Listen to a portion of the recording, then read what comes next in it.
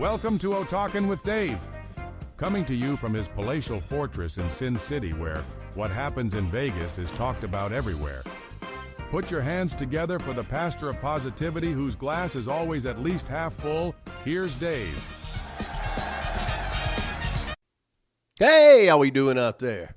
Man, I hope you're great. I am top shelf myself. And before I hop in to today's topic, I gotta say thank you. We're scanning the globe. I talked a couple of weeks ago about what's wrong with South America? Why don't we have anybody in South America? I don't know if you people know anybody in South America, but now we're hitting it, man. We are in every place on the globe that Spotify and Buzzsprout and some of the other indexers have people. We're in 44 different countries, 343 different cities. It's crazy. The top 10 now, of course, United States is number one, but Netherlands, my black metal people over there, is number two. Singapore, can't believe it. Australia, good day. They're number four. UK is up there. Japan, France, Ukraine, Canada, and South Africa. But I got to tell you, South America is starting to climb. They're about to pass Africa as far as the continents go. So thank you so much. Thank you. Tell somebody. That's a shirt right there. But I appreciate it so much. I can't believe it. But and do I want more? Heck yeah. Let's go get it. So today's topic is really deep. It is. Matter of fact, it's so deep, I've been putting off talking about it because I know a lot of you won't take it to heart at this moment. However, the next time there is an event, hopefully you will remember this. I did the O-Talk on untested faith where, it's easy to have faith until you're tested. And then, hey, how did that hold up? You don't want it. You don't want to go through trials and tribulations. However, when you do, that lets you know a lot about yourself. It really does. So today's topic is victim or beneficiary. Sometimes it's both, but thinking about it, victim or beneficiary. First time I ever heard beneficiary. So that's what, six-syllable word for an Alabama guy? First time I ever heard about that was life insurance. Okay. And what does that mean? Should a person pass, who is their beneficiary? Meaning, who gets the proceeds of the insurance policy? Like many things, in order for the beneficiary to get proceeds or the benefit, something has to happen. And a lot of times it's not a good thing. So when you look at that and you look at life this way, all right, beneficiary. What do we benefit from? What are the benefits? Everybody wants to be a beneficiary, but they don't want anybody to die. They don't want to have to go through the lesson. They want to grow, but they don't necessarily want to be stretched. They want to be in shape, but they don't necessarily want to have to work out. They want to be wise, but they don't want to be wrong. They want to win, but nobody says, I'll tell you what, I'll lose this one. Yeah.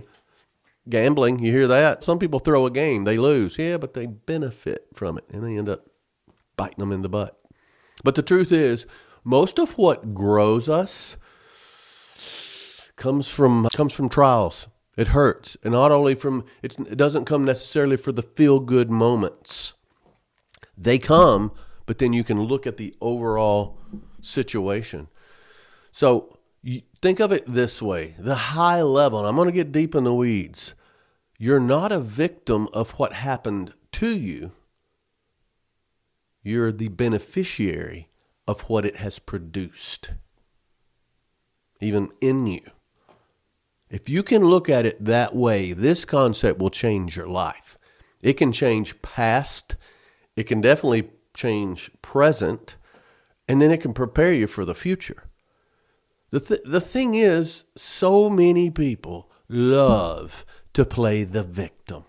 Poor, pitiful me. And it's addictive. A lot of people's identity is around being a victim. Look at me, poor pitiful me. Give me sympathy. That is my excuse for everything, for not doing this, for doing this, all of that. It's comfortable. Wrap yourself up in victimhood. Yeah. You don't have to change. If you're a victim, you don't have to change. You can just point at somebody else. The blame game. Know somebody like that? Do you? Is it their friend's fault? Is it their parents' fault? Is it men? Is it women? What is it? Bad boss. I've had 10 bad bosses in a row. Maybe it's not the boss. The whole grass is greener complex plays into that too. And then when the grass is dead over there too, it's not your fault. Victimhood. Sometimes, some people, it's a badge of honor.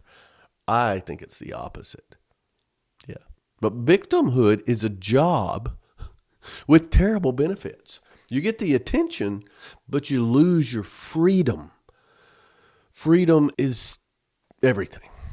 You get company, but you don't have control. You don't have any control. You get understanding, but you don't grow because you're the victim. People are around you, but that is your identity. In 2023, Psychology Today studied, I don't know how many people it was, but 68% of the adults replay painful experiences more than once a week. Now, I dare say, depending on the situation and how close it was, I would say it's much more often for some people. But I'll do that. Things will spark a memory. Things will spark a painful memory. It'll remind me of somebody that's no longer in my life, or it'll remind me of a time that's unattainable now, or maybe it's a time that reminds me of a person that I've lost touch with. But the thing is, this once a week, it's relived, according to the study, not to heal, but to justify where they are now. That's not healing. That's rehearsing pain, reliving so that you can say, that's when it all began. That's why I'm in this situation. That's why I don't trust people. That's why I don't have initiative like I should. That's why I'm not going to go for that job because that one hurt me. That's why I'm not going to seek a relationship anymore because I was hurt. Oh, 68% relive it once a week to relive the pain, not to heal.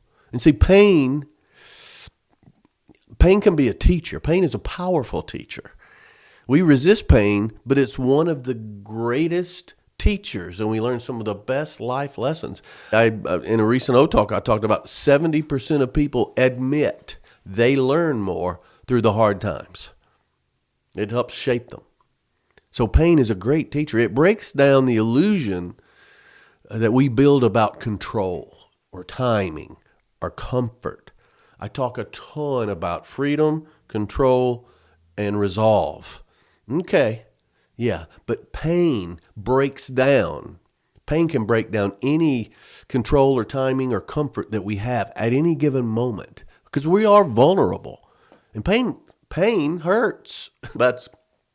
There you go. There's your wise statement of that. Pain hurts. You've heard different sayings. I think it's a military commercial used to come on. Pain is weakness leaving the body. You think about it. Medicine tastes bad, but it makes you feel better. And then another one. It's a song, but it was a saying first. Thank God for unanswered prayer. Those aren't just sayings. They're benefits. They are things where you are the beneficiary. You're working out. You're getting through some stuff. What is that pain? Physically, it's weakness leaving the body, but it's building you. You build muscles. You're going to be sore. You're not going to feel like doing it tomorrow. If you do it, you're not the victim of it. You're the beneficiary of it. Medicine. Oh, I used to tell my kids, this is going to be bad, but you're going to feel better. Don't say it's going to taste like candy if it doesn't. This is going to suck, but you're going to feel better. So the medicine, you're not the victim of medicine. You're the beneficiary. Thank God for unanswered prayer. Poor, pitiful me. I wanted that, and I didn't get it. I wanted that. I wanted that job. I wanted that relationship. I wanted that call. I wanted to go to that party. Yeah, thank God you didn't get that job, because if you had, you wouldn't have been available for this one, which is what was meant to happen. You weren't a victim of that job. You are the beneficiary of what should have happened. So, I would even say it's a philosophy. A Harvard study talked about post-traumatic growth. They studied that. It found that almost 70% of people report becoming stronger, wiser, and more grateful after a significant loss or hardship.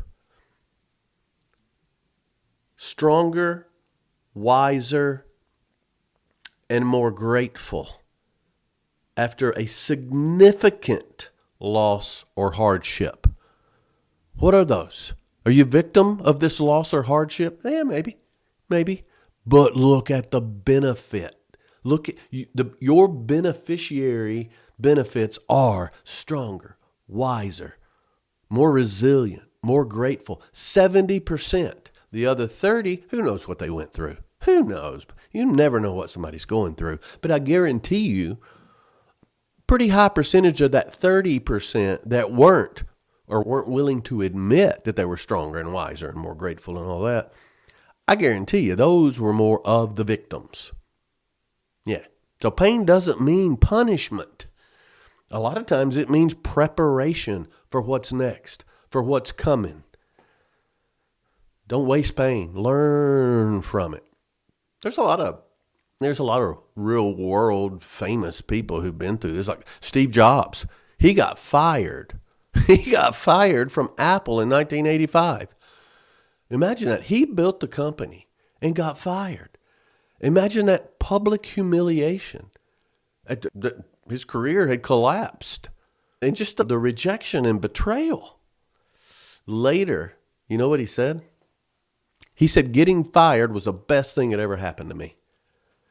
That detour made him create Pixar and a couple of other companies. And then Apple brought him back, and that creative rebirth that happened at Pixar, it fueled the next chapter for Apple. He wasn't the victim. At the time, he felt like it. He wasn't the victim. He was the beneficiary of new perspective, which launched him. That wouldn't have happened if this horrible thing hadn't happened. J.K. Rowling, the author, and I'm going to get to, everybody knows these, but these are examples.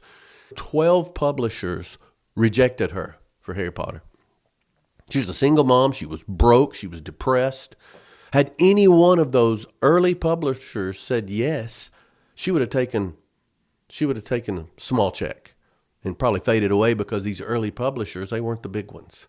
Instead, that rejection made her refine her approach, and her writing changed and became different and better. And then she became one of the best known people in the world. Thank goodness for that rejection. Broke, single mom, struggling, victim. She could have played the victim card. Instead, she took that. And now she's the beneficiary of all these other things. I'll tell you a personal story. I'll try not to tell too much personal here.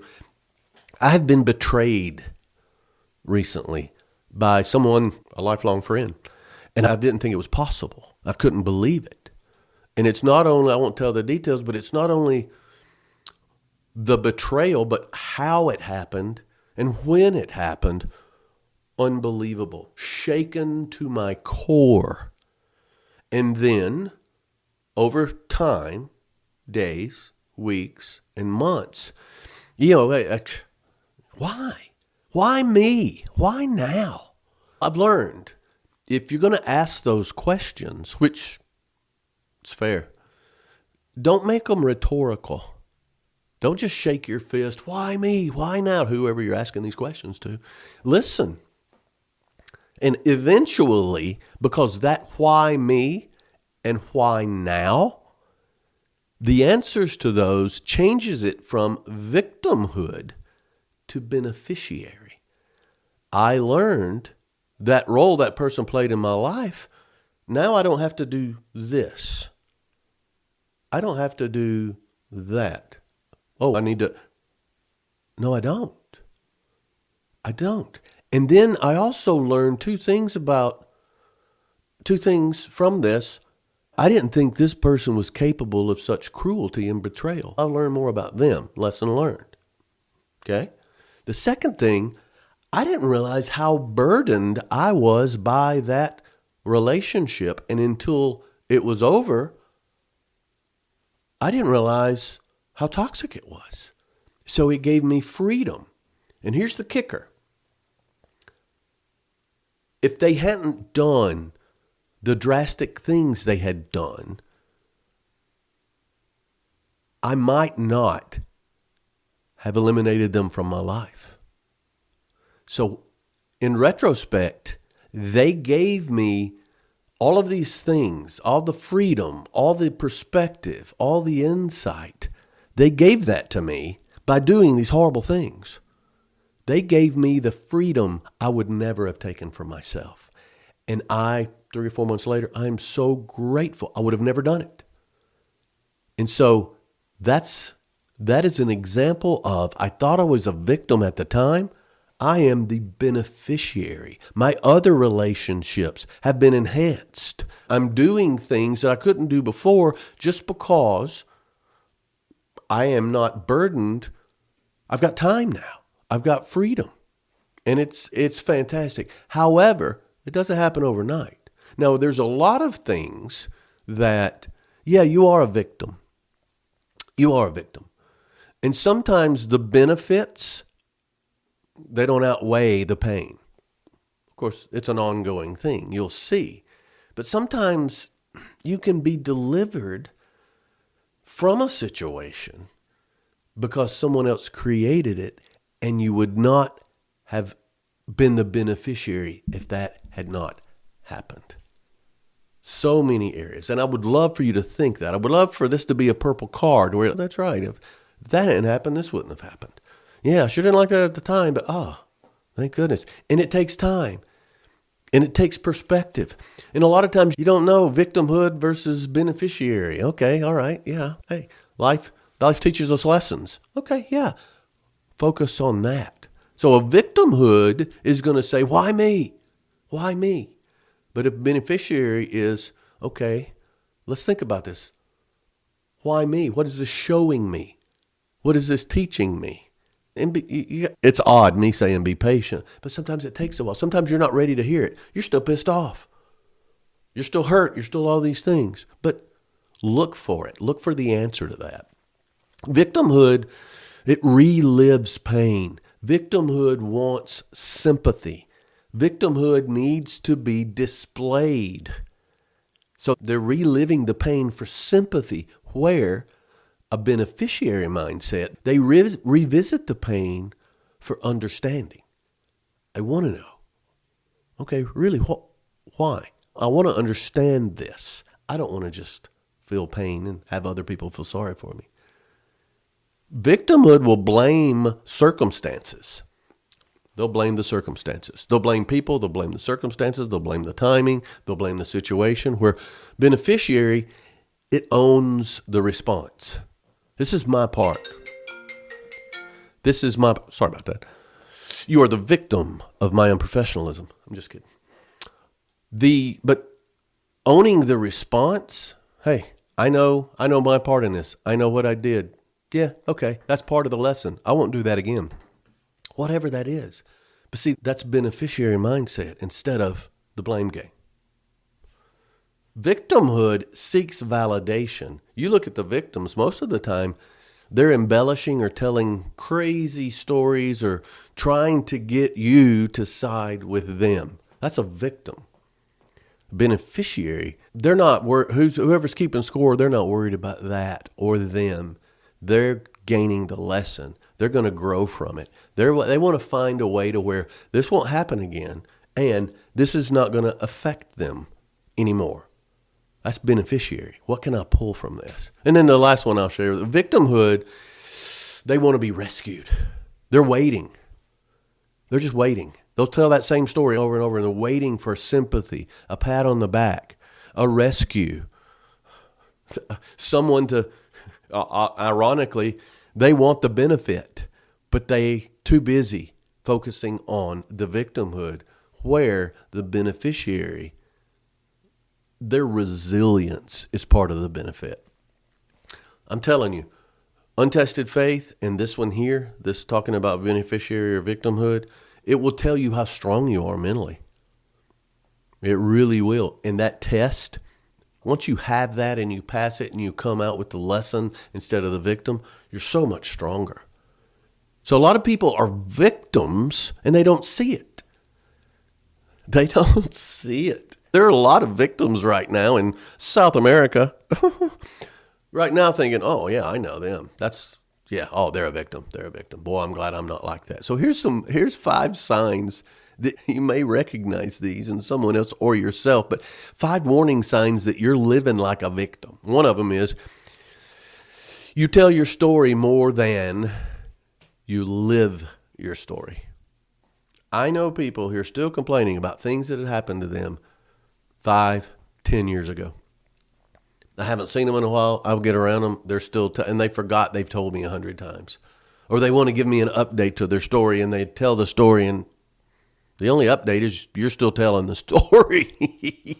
So that's a sign of a victim. They're not living. They're not moving on. They're not, because they need that. It's like Linus and his blanket. They need that. Another one, you find identity in what broke you. Oh, yeah. Got fired. Yeah. Got dumped. Yeah. Financial problems. I drink because of that. Now I'm not just a drunk. I'm a abused person. That's why I drink. But you identify by what broke you. You're a victim. You sabotage good things because you're more comfortable being hurt. Oh my goodness. I can think of 5 people in 20 instances. They can't win. That's part of telling the story more than living your new story or living your life, because you sabotage good stuff, because you'd rather be a victim because you know how to do that, and that's your excuse. It's got to be horrible. You believe fairness is owed to you. I deserve something. That's victimhood. I deserve this. I deserve a job. I deserve this job because the last people fired me. I deserve this job because 20 other people either didn't call me back or all these interviews. I deserve a good man because all these men have done me wrong. Okay. You believe fairness is owed you when you probably look around and it's all around you. And then the last one. You measure others by how much they get your pain.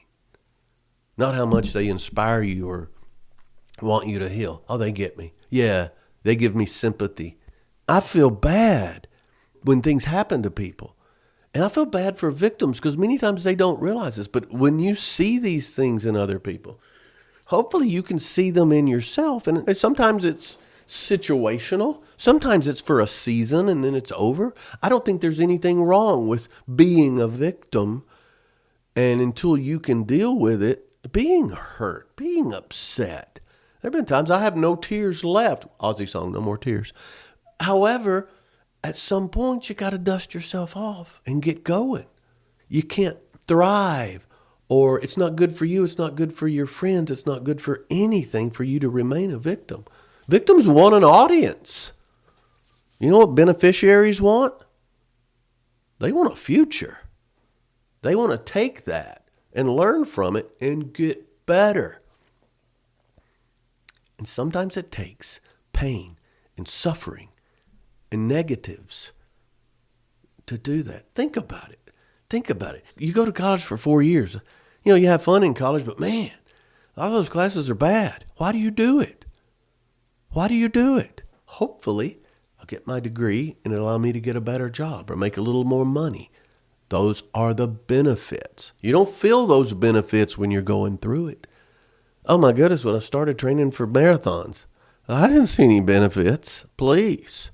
Part of it is the benefit of the day, the excitement. And learning music, doing all that stuff, that's not that hard, but sometimes you just can't get it. And you work and work, and then finally you do. Okay, now I can play that. What's the benefit? The look on people's faces, the crowd when you're playing it, the camaraderie of the group. Those are all benefits. They don't come for free. And there's so many other things. Sometimes you got to have a lot of crappy jobs in order to get the one, because those crappy jobs gave you experience, made you tougher, made you know how to handle problems. A lot of times, I know times I've had to fire people, which is the worst part of any job. I really didn't fire anybody. Most of them fired themselves. But sometimes you have cutbacks and you do that. And it's like, why? Why am I having to go through this? Okay. Sometimes because you need to know when you get fired, that's what that other person's going through. I did this to other people. This is not punishment. This is a necessary rough patch. What are the benefits? If you look for them, you're going to find them. But it builds mental strength and mental toughness to have this attitude. Doesn't mean you're not going to suffer. Doesn't mean you don't need to suffer to get through it, but learn from it. Look for the benefits. So that mental strength, a lot of people will claim that. A lot of people are mentally strong and don't even consider themselves that. I can tell you, and I don't like to brag a lot. A lot of people think I'm arrogant. Yeah. A lot of people think I'm condescending. That means I talk down to people. But this year, it's been a rough year. I am mentally strong. I really am. So what are some ways that you can gauge your mental strength? First of all, you can control your emotions more than they control you. Now, I get impatient. When I get impatient, I have trouble controlling my emotions a lot of time. Okay, so it's not a perfect, I didn't say I'm perfectly mentally strong, but when you feel anger or fear or frustration, and you don't just give up and go fly off the handle. If somebody is that way, you don't expect them to not be. You don't just hand them the steering wheel when they're in that state. Mentally strong people, they'll pause before reacting. And I do this better in business or in situations where I'm the leader or situations where in front of the family or whatever. I will hold my cool more than if I'm the only one paying the price. So controlling your emotions more than they control you. Also, just understand it. Nothing I can do about this.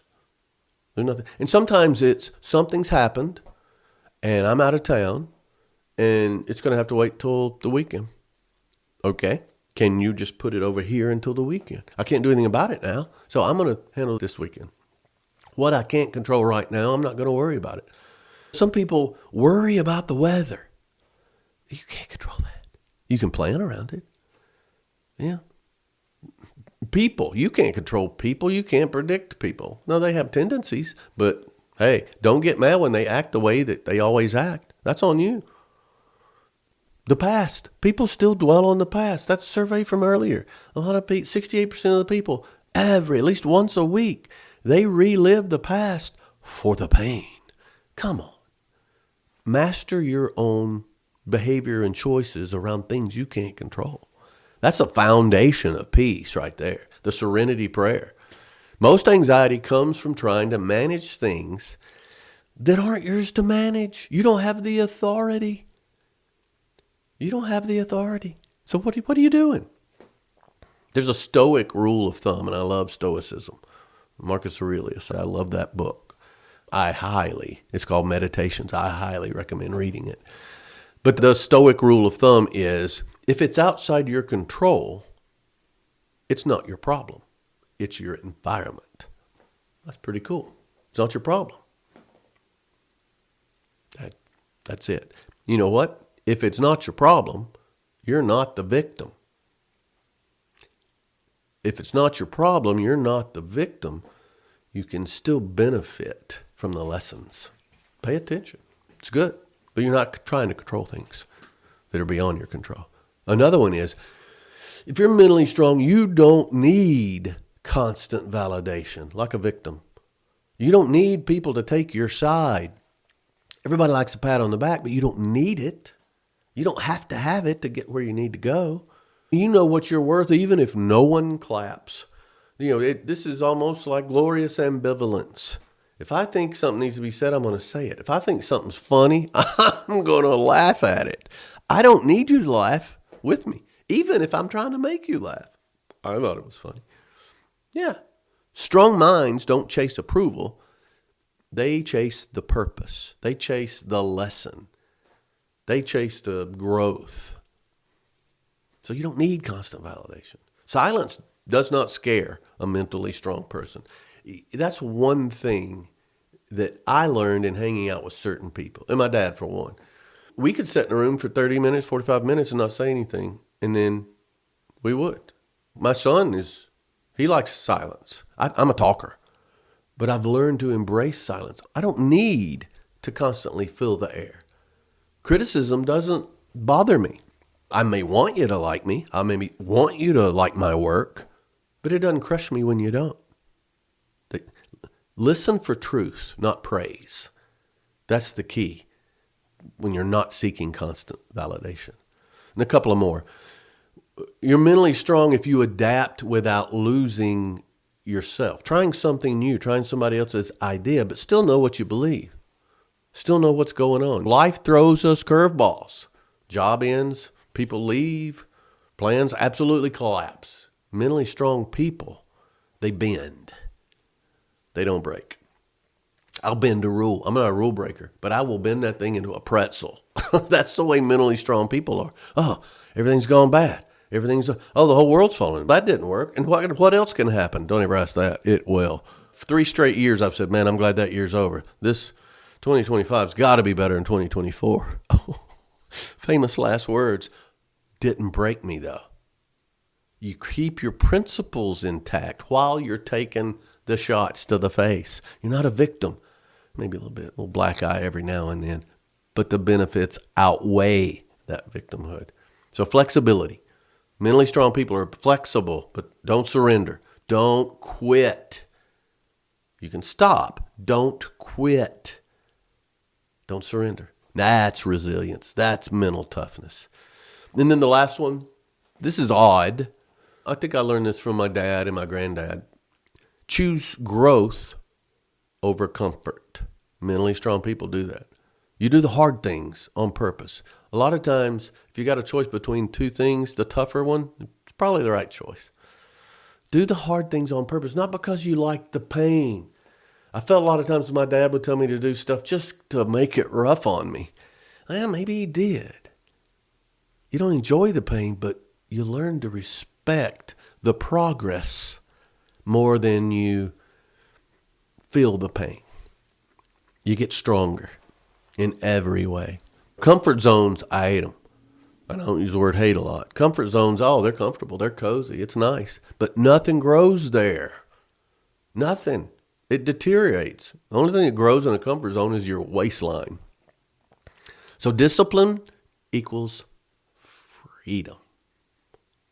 That's choosing growth over comfort. That takes discipline, and it leads to freedom. And you know how I love freedom. So we've talked about that. We've talked about mental toughness. We've talked about victimhood. Let's talk about the glorious results of being the beneficiary, of having a beneficiary mindset. It's got to be number one. It's the freedom.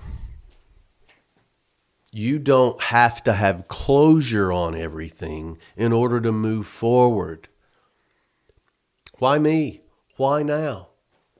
Okay, I'm going to look for the answers to why me and why now. I'm not going to be a victim of the questions. I'm going to look for it as I go. As I go. I'm moving forward. And I've got the freedom to not be bound by this victimhood. What happened? Oh, I'm the guy that happened to. I'm the guy that couldn't do that. I'm the guy that did that. No. I'm going to move forward, and that's not my identity anymore. I am free from that. I will look for why me, why now, as I go forward. That is freeing. It's not in the bondage of victimhood. And that freedom will give you peace. You can let people go without anger. You can let situations pass. The reason is you're part of the lesson. You benefited from it. Yeah, it could be more than that benefit, but you gained that, and you think of that benefit more than what they did or what happened. Okay, no, that happened. I got this from it. Here, let me put this in my pocket. I'm going to go forward. That might be the why me, why now. Got to be open to it. So you're part of that lesson, not the act. And the destination is out there somewhere. And some things continue. They're like an annuity. A continual beneficent. You're a continual beneficiary. The benefits keep coming. So you got the freedom. You got the peace. You gain perspective. Now you begin to see how everything, even unfair stuff, fits into your puzzle, into your story. These horrible things were part of the formula that's going to give you the right answer. If that hadn't happened, something else will not be as enhanced. That benefit is not going to be as good because you don't have that peace. It could be something that's going to make you so much more grateful. That's a benefit. Remember the stat about joy and peace and gratitude, and they're stronger because something bad happened. And then we get to power. You control your reactions, not the circumstances. Bad stuff happens. I can't control that. I can control how I respond. This goes back to the freedom, control, and resolve. Once you have freedom, you have that peace and you have perspective. You also have power because you can say yes or no. And no's the best answer. You can say yes or no, but you also, saying yes or no is controlling your circumstances. I can be mad, I can be petty, I can be all those things, but I have the power to not be because I've gained that perspective we talked about. And then ultimately, purpose. You recognize that your story is not about survival.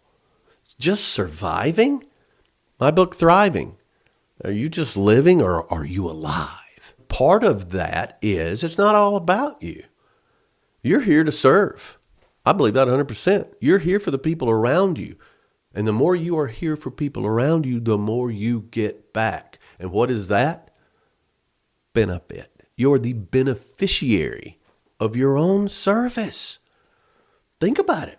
That's deep. Oh man, I am deep in philosophy today. But I believe it 100%. You can't outgive. You think you can with money or whatever. No. If you're taking care of people in the right way, if you're choosing the right people, yeah, you're going to get hurt. I got hurt. Devastated for a minute until I started noticing I am the beneficiary. I'm not a victim. So there's a whole shift here in thinking. At some point, you're going to stop saying, what happened to me? And realize this happened for me. Nothing's wasted. Whether you believe in God or Buddha or Confucius or karma or whatever, nothing is wasted. Not betrayal, not confusion, not even time. Because you learn when you waste time, you're going to learn that you shouldn't have done that. So don't waste pain. Don't waste betrayal. Don't waste abandonment. Don't waste confusion. Don't waste any of that. Get that benefit from it. Because when that fog lifts, you're going to realize that this fog wasn't here to blind me. It was here to slow me down a little bit. Make me focus a little more. I didn't lose something. I graduated from it. Just like school. I graduated from that. I'm on to something else. I'm on to someone else. I'm on to another city. I'm on to another group. I'm on to another experience. And you know why? I got more to give. And I need more to fuel that. I think we need to put it into action. It's easy to say this stuff. And I know you're thinking, Dave, you don't know what I'm going through. Okay, I agree. But there's benefits in it. There's a silver lining. There was benefits to mom dying. So many. I could list them. And you saw this later. Sometimes it has to happen before you realize it. Death is a horrible thing. Grief is a horrible thing. However, it is a gift in many ways because you have the memories. And don't be thinking about the death. Be thinking about the memories and the lessons and all these things that you learn. So a couple of action items. So at home, work, and play. So at home, when something goes wrong, got the ice cream man. Can you hear that? See, that is a benefit right there. It ruined part of my O-Talk, but now I know when I get through, I can chase that guy down. Get me a dilly bar. So at home, when something goes wrong, ask, all right, what's this teaching me? Before, why me? Why now? Okay. Why me? Why now? What's this teaching me? Model gratitude. During the situation, model gratitude, not the grievance. Your home's emotional tone starts with your perspective. People are watching. So at work, don't rehearse the old conflicts. Don't get caught up in the drama. Redefine the boundaries. Hey, there can be a new day. Turn every frustration into a strategy. Replace that, they don't appreciate me, with now I know what kind of environment fuels me. I know what they're looking for. And I either want to give that to them or this is an environment for me. And that may be tough, but it's a lesson. And then at play, surround yourself with people who talk about progress or recovery, not resentment. Victims talk about resentment. Play and laugh and remind yourself that joy is a rebellion against victimhood. There's no joy in victimhood. There's no future in victimhood. It's a downward spiral. So the storms that try to destroy you, they're really construction zones for your next chapter. Think of it that way. What you thought was rejection was just redirection. What you thought was the end, that's just really an introduction to what's next. That lesson, now you got the lesson, you're ready. You're not the victim of your past. You're the beneficiary of its lessons. Stop clutching on to the ashes and start celebrating that fire that refined you, tempered you. Just wallow around in the ashes. So you made it. You made it. Not to prove them wrong, not to prove anybody wrong, but to prove you were right to keep going. Victims don't do that. They stay in the past. Beneficiaries take it and run with it. So no matter what you're going through, no matter what you have been through, no matter what you're going to go through, it's not going to break you. You're not broken. You're built. And you're the beneficiary, not the victim. So I hope this helps. I hope you can hold on to this the next time there's a struggle and think through it and be stronger. So many of you already are. I got so many people in my life that have really, I've learned from them by watching them how they handle things. So hopefully the lesson won't be too painful. But even if it is, there's something in it for you that you will not get otherwise. That trial, that hardship, you're going to learn lessons that you would not have gotten otherwise. I believe it with all my heart. So I appreciate you so much. Thanks again for all the people tuning in all over the world. I appreciate it. Hit me up, David@otalks.com, Dave@otalks.com, or just go to otalks.com. There's a website out there with all sorts of stuff on it. I don't sell it, but you can buy it. But I appreciate it. Please understand, thanks for O-Talking with Dave. It means more to me than giddy up.